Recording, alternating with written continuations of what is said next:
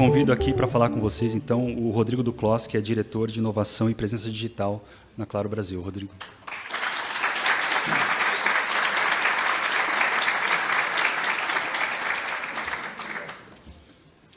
Bom dia. Fiquei sabendo agora que eu tenho que contar sobre o Claro Innovation Hub, tá? Mas eu vou contar um pouco, eu vou falar um pouco para vocês, assim, é um orgulho estar aqui, sou um entusiasta dessa iniciativa, eu faço muita força para o meu time ajudar a montar, a pensar junto, porque eu acredito muito, e eu acho que a Claro Brasil, a NET, né, a Embratel, a gente tem que se envolver cada vez mais e ajudar esse país a decolar, especialmente pela criatividade, pela tecnologia, pela capacidade que a gente tem de executar, de empreender e de não se limitar. Então, eu botei um monte de slide aqui, e eu vou falando à medida que eu vou lembrando, mas a ideia aqui era pensar um pouco e contar para vocês por que uma empresa como a Claro, e só para tirar alguma dúvida, assim, Claro Brasil é o nome que a gente se deu, tá? E a gente tem a marca NET e as operações da NET, da Claro e da Embratel. Então, uma empresa só. Por isso que não é uma junção de três, né, não é uma parceria nem nada. É uma empresa só. A gente é dono da NET, da Claro e da Embratel. Então, vocês podem pensar em tudo o que tem de produtos e serviços dessas três empresas, a gente está representando aqui. E aí eu vou contar um pouco o que a gente tem feito em termos de inovação e de coisas digitais na NET, na Claro e na Embratel, e onde vocês entram nesse jogo, né? Porque se tem alguém aí que tem vontade de empreender, a gente quer que vocês empreendam com a gente, né? Tem gente que está aqui vendo o que é da vida, mas pensa em trabalhar numa empresa grande. Eu vou mostrar que a gente tem espaço para quem pensa e tem atitude, tem um mindset adequado também, né? Que a gente não parou no tempo.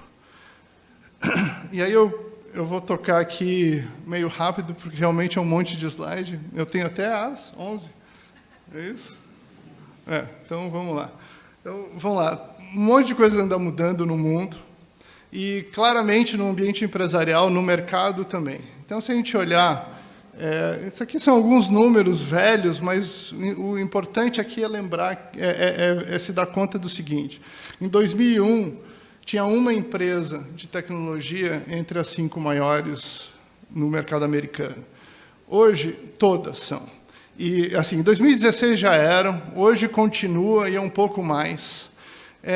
Isso aqui é para mostrar que ideias nascidas em garagens, empreendedores mudando o modelo de negócio, literalmente mudaram o mundo, mudaram a economia, mudaram o jeito que a gente trabalha, que a gente convive, que a gente se relaciona, e isso tem um valor absurdo. E esse negócio não parou, ele continua assim e continua acelerando. Então, isso aqui é uma fotinho também antiga, mas o ponto aqui olhem a velocidade com que, né, a quantidade de empresas que chegaram no marco de $1 bilhão de valor de mercado à medida que o tempo foi passando. Então, assim, ponto aqui existe muito espaço para a gente ter boas ideias, executar as ideias, né, e mudar o mercado, destruir indústrias bilionárias e construir novas indústrias milionárias. E isso movimenta a economia, movimenta a academia, as empresas, né?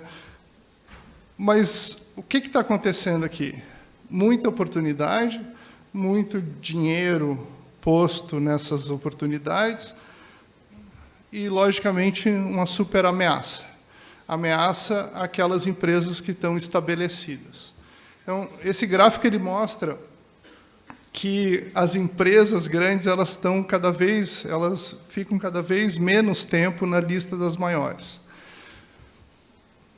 tem algumas oscilações, mas a tendência é clara, né? E isso explica um pouco por que a gente está aqui e por que a gente está falando com vocês. A gente não quer entrar numa dessas que vai sumir do mapa.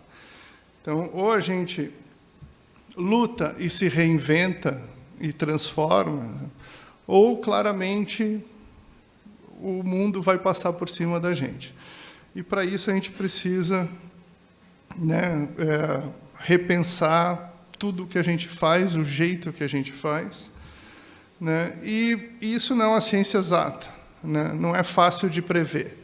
Está cheio de empresas grandes que eram incontestável, que era incontestável o domínio delas, tipo a Nokia. Eu peguei essa foto da Forbes em acho que 2001, alguma coisa assim, 2007, né, falando sobre quem segura esse gigante, e 10 anos depois a empresa não existe, né? Então, a grande questão vem do porquê que essas grandes empresas, com tanto recurso, tanta capacidade intelectual, tanto apetite para risco, às vezes, não conseguem se manter no topo, não, né, elas desaparecem. Aqui é o exemplo da Kodak, que é o mais clássico de todos, a primeira câmera digital feita num laboratório da Kodak. A Kodak, ela existe ainda, mas ela passou para a irrelevância. E uma das teses que tem ficado populares aí para explicar isso é um pouco, a gente volta para a natureza humana, a história do mindset fixo e de crescimento. A diferença dos dois. E aí, o que é mindset? Mindset é mais que... É basicamente a atitude, é o jeito que a gente se comporta frente ao mundo. Existe... né, a mente ela é feita para reagir a situações, né? E o mindset fixo faz com que a gente pense em como se salvar. Então, se a gente gasta muita energia se protegendo, acessando o ambiente e tentando ver qual é o próximo movimento que eu vou fazer, a gente só pensa em sobreviver. E a gente deixa de alavancar ou de estimular esse mindset, que é um mindset que faz com que a gente se exponha. Então, um pouco, acho que a Roseli comentou sobre aprender com os erros. Vou dizer, um dos grandes desafios que a gente tem, né, nos nossos times digitais é praticar uma dos pilares da cultura digital, que é usar o fail wall, botar na parede os seus erros, escrever o erro para aprender com ele, para ensinar com o erro e divulgar que errou, numa cultura empresarial estabelecida, é um desafio, né? Imagino que na academia não seja diferente e entre vocês não é diferente. Então, pensar em como que eu me arrisco e como que eu busco aprender é uma das grandes sacadas, das grandes mudanças que a gente está procurando, e a gente precisa de ajuda. Uma empresa grande precisa de gente diferente. Então, tem se falado muito no mercado sobre transformação. Vamos transformação digital, revolução digital. Eu tenho esse slide aqui, é um slide de um estudo feito por uma grande consultoria, que foi atrás dos grandes mitos do Vale do Silício. Eu não vou passar por todos, mas eu só queria puxar a sardinha para o seguinte lado. Não está claro, tá?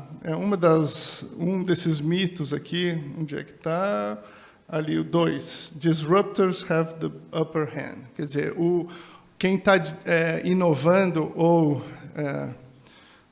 como fala? Disruptando? Não. Disrupting. O mercado tem a vantagem. Quem está... né, o inovador tem a vantagem. não está provado estatisticamente. Cientificamente, isso não é um axioma, entendeu? Existem casos de sucesso dos dois lados, de quem está mudando e da própria incumbent, da empresa que domina o mercado. Por que isso? Porque as grandes empresas têm grandes vantagens. A gente tem muito cliente, a gente tem muito funding disponível, a gente tem marca. Então, a gente não tem uma série de desafios das pequenas empresas. A grande desvantagem que a gente tem é que uma empresa grande tende a repetir a sua fórmula, a não mudar na mesma velocidade e aprender numa velocidade menor do que uma pequena empresa. Essa é a grande desvantagem. E aí a gente, especificamente na Claro, está tentando mudar isso, criando pequenos grupos onde a gente consegue aprender mais rápido, inovar rápido e contaminar o resto da empresa. Se convencionou chamar isso de transformação digital. O que é isso, na nossa opinião? É basicamente juntar talento, tecnologia e um novo mindset focado no cliente. A gente fazer serviço sempre pensando em como que a gente melhora ou a experiência, ou o valor entregue, ou cria novos modelos que a gente possa trazer isso. E a gente não se engana com isso. Não tem como fazer essa mudança sem mudar o jeito de trabalhar. Se a gente continua trabalhando do mesmo jeito, dificilmente a gente vai sair com um resultado diferente do que a gente sempre fez.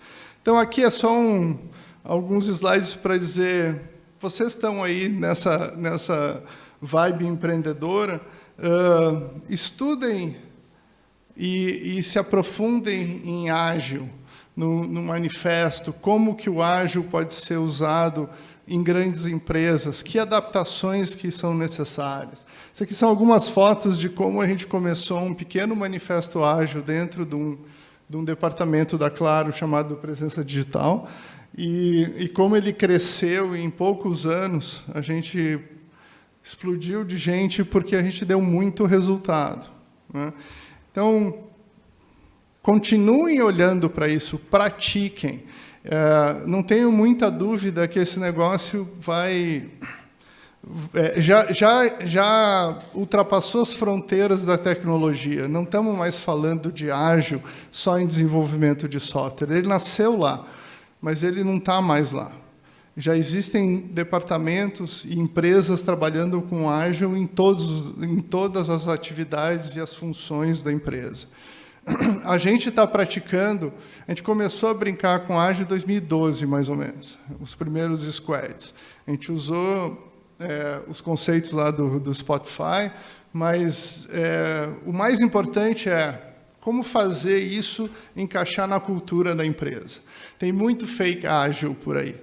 Tem muita gente que diz que tem e que funciona dessa forma, não é exatamente. E eu não vou dizer que a gente tem um true ágil, a gente está buscando o nosso, né? A gente tem 20 e poucos squads, em maturidades diferentes, alguns estão na ponta da tecnologia e do método, outros ainda estão engatinhando, mas essa é, acho que, a parte divertida de trabalhar numa grande empresa. A gente pode até errar mais e continua pagando salário. Em resumo, o digital na Claro Brasil se resume a isso: a buscar uma melhor experiência, novos modelos de receita e eficiência em custo. Então, é assim que a gente quer transformar a empresa, buscando mudar mesmo, inovar. E, para isso, a gente está se conectando com o mundo, tá? Eu não vou bater aqui, mas só recapitulando a questão da transformação, tecnologia e experiência do usuário e mudar o jeito de trabalhar, usando métrica. Não é achismo, é número, é medição o tempo todo, medição cada vez mais. Bota algoritmo de machine learning para não ter que ficar fazendo análise o tempo todo e busca as perguntas. Saber fazer as perguntas é a coisa mais importante. Eu acho que é por isso que a academia tem um valor inestimável nessa parceria. Porque, em empresa, em geral, a gente sabe entupir a resposta, né? Fazer ela produzir, mas fazer a pergunta é uma coisa diferente. E nossos resultados estão vindo. E como que eles vêm? Eles vêm... Aqui são exemplos velhos, mas eu só queria usar eles para contar algumas coisas. Assim. Então, a gente está fazendo pequenas POCs de bot há mais de ano. Tá? Isso aqui é de 2016, eu acho, que a gente botou um botzinho. O Pedro, que vai participar do painel, já fez uma meia dúzia. Esse aqui foi o primeiro que o time dele fez. Então, aprender a fazer isso, e aí aprender que fazer um bot tem mais a ver com escrever um roteiro do que desenvolver o sistema, é um grande aprendizado, especialmente para o pessoal técnico. E descobrir que a gente precisa de gente de vários backgrounds, com várias formações, para que isso funcione numa empresa como a Claro, é um dos desafios para as empresas que normalmente acham que tem um cara de negócio e pede para um cara de TI fazer alguma coisa. Não funciona se não tiver todo mundo junto. Tá? Não funciona se a gente não medir obsessivamente os números todo dia. Tá? E aí, assim... A gente tem um monte de propriedades. Tem o Minha Claro, que a gente vai dar uma repaginada geral esse ano. Tem Minha Net, que tem o Cláudio, que é a venda da Embratel, os bots de venda. A gente está mexendo... o Minha Net, a gente está traqueando os técnicos para mostrar quando que o técnico vai chegar em casa, fazendo avaliação de satisfação da visita, se resolveu ou não resolveu. Então, isso tudo são tentativas da gente incorporar modelos de negócios digitais dentro dos nossos processos. A minha intenção era só mostrar que espaço não falta, né, numa empresa como NET, Claro e Embratel. E aí tem coisas que só a gente consegue fazer. Quem consegue fazer uma rede de 2 milhões de pontos Wi-Fi em 2 meses, sem gastar um centavo fazendo instalação de Wi-Fi? Né? A gente fez isso. Basicamente, a gente subiu 2 milhões e pouco de pontos de Wi-Fi no Brasil inteiro, usando os modems dos nossos clientes, sem consumir a banda deles, e fazendo com que isso fosse compartilhado entre eles. Então, e aí, quer saber, a gente não sabia exatamente para que a gente ia fazer isso. A gente achava que tudo bem, o cliente vai poder navegar. Aonde que a gente está fazendo dinheiro? A gente está oferecendo para quem quiser usar um pouco de Wi-Fi, assiste um comercial e ganha 15 minutos ou meia hora de navegação grátis. Qualquer um. Né? E a gente está fazendo dinheiro com a publicidade. Não estava no plano de negócio. A gente não fez essa rede para isso. A gente fez a rede porque a gente achava que era um bom asset, que podia ser, que a gente tinha várias hipóteses que podiam ser testadas e a gente está saindo por aqui. Então, esse é o grau de empreendedorismo que a gente tem dentro da Claro.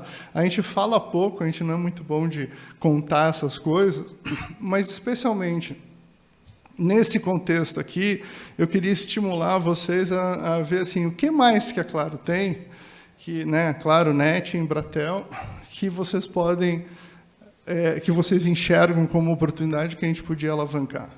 Tá?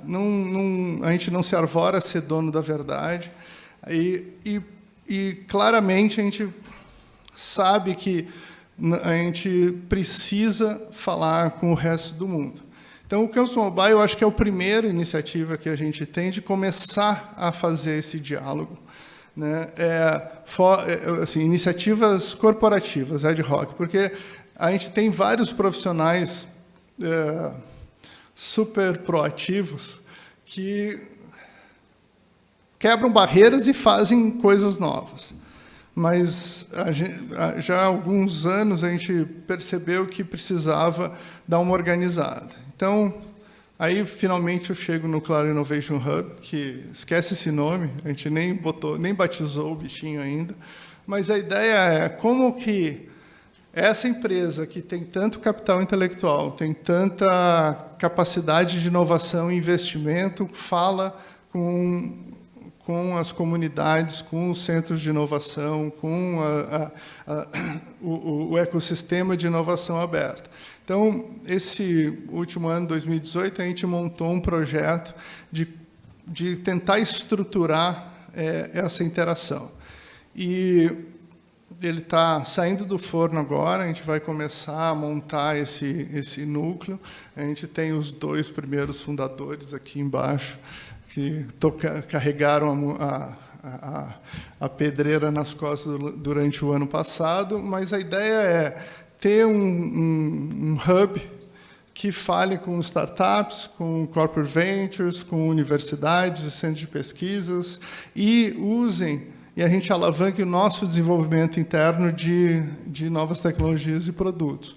Para quê? Para fazer novos negócios, para crescer, para melhorar a vida do nosso cliente, né? Para reforçar a nossa marca, ganhar produtividade e fazer a transformação que eu estava falando antes. Então, não estamos começando agora, a gente já estava engatinhando, né? A gente saiu com uns MVPs aí alguns anos atrás. A gente já tem alguns produtos que nasceram de hackathons, de eventos ou de interação com startups. A gente não está iniciando completamente agora, mas a gente está se estruturando para ganhar escala, né? Acho que isso aqui eu já mostrei algumas das coisas que a gente tem usado essas ferramentas, basicamente porque está na nossa missão. Como é que a gente torna a vida mais divertida e mais produtiva, né? Essa é a missão da empresa, é o que a gente quer. Eu acho que é legal trabalhar numa empresa que quer tornar a vida mais divertida. Então, isso dá espaço para a gente fazer música, para a gente fazer vídeo, para a gente falar de cultura, falar de produções independentes, o Now, uma plataforma de vídeo on demand que está na internet e que tem sido usado cada vez mais como uma plataforma para viabilizar a produção independente, que não teria escala para ir para cinema nem nada, e local. E a gente tem muito espaço, tá? Voltando ao meu ponto. Por que a gente está aqui? Porque a gente acredita nisso, que são as pessoas com o próprio entusiasmo que faz com que a empresa avance, né? E isso nos dá um desafio. A gente tem 40 mil funcionários, né, Dani? Estamos em todas as cidades do país, ou presente em todas. Tem sede em algumas centenas. Então, e a gente tem 20, 30 anos de empresa, se contar em Embratel, aí vai mais, né? Mas aí não, aí o pessoal já não está mais lá. Mas eu sou dos velhinhos. Eu fui da startup da Claro, fui da startup da NET. Então eu sei bem o quanto cultura é uma coisa forte, né?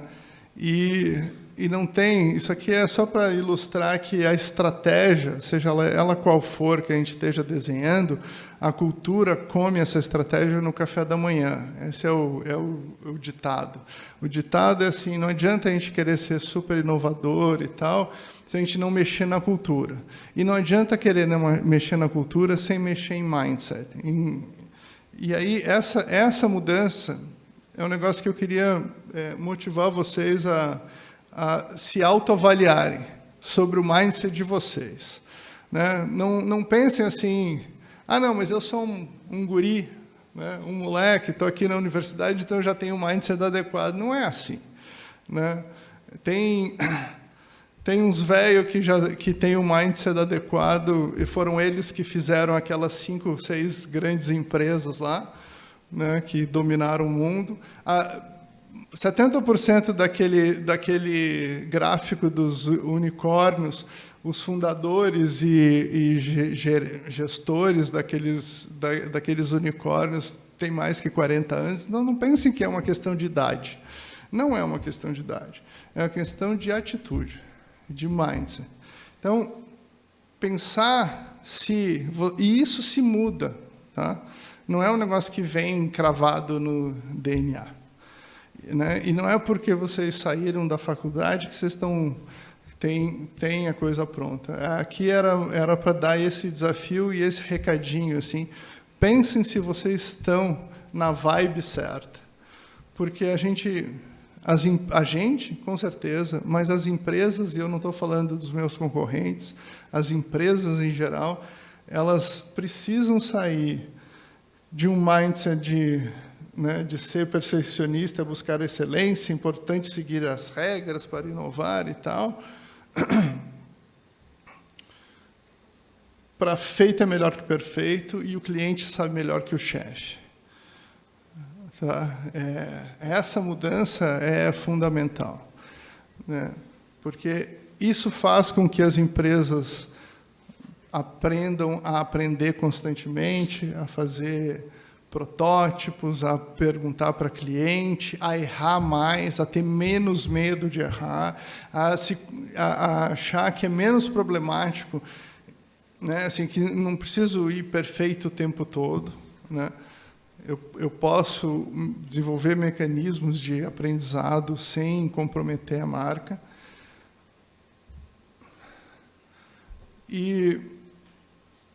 Então, esse era o recado. Busquem isso, estudem isso e exercitem, porque isso aqui é exercício, é dia a dia. Então, vocês vão passar uma semana aí ouvindo né, gente dando o seu depoimento da sua trajetória, vão fazer os hackathons, vão ter mentoria.